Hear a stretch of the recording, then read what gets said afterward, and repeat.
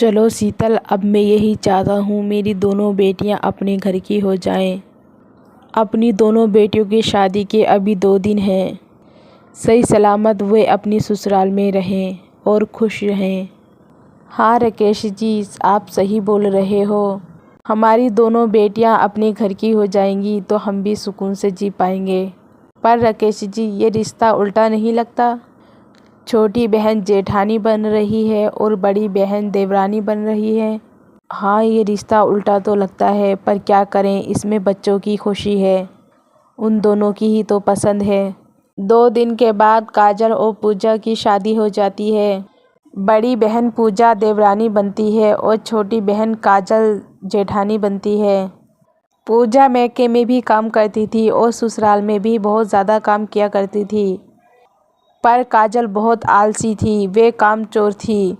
जैसे काजल पूजा से सारे काम कराया करती थी, ऐसे ही वे ससुराल में करती है।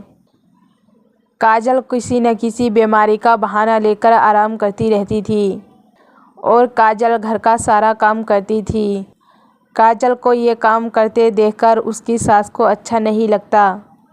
देख पूजा बहू, मैं जानती हूँ तो ये काजल बहुत आलसी और नाटकखोर है। ये हर रोज़ बीमारी का बहाना लेकर तुझसे काम कराती है।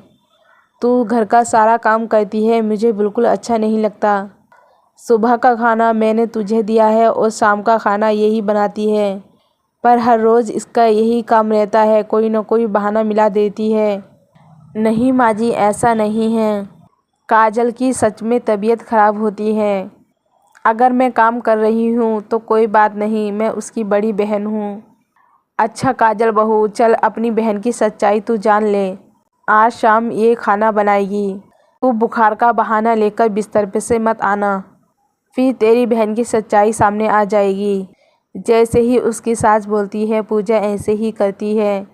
काजल को काफ़ी देर हो जाती है पूजा का इंतज़ार करते हुए, पर पूजा कमरे में से नहीं आती। काजल पूजा के पास जाती है और पूजा से बोलती है, क्या हुआ मेरी देवरानी जी, आज खाना बनाने का मूड है कि नहीं? जल्दी उठो और खाना बनाओ। सब खाना मैं टेबल पे रख दूंगी, सबको लगेगा खाना मैंने बनाया है। नहीं काजल, मुझे बुखार आ रहा है, आज मैं खाना नहीं बना सकती। क्या पूजा दीदी, तुम रोज़ यही बहाना करती हो, तबीयत खराब है।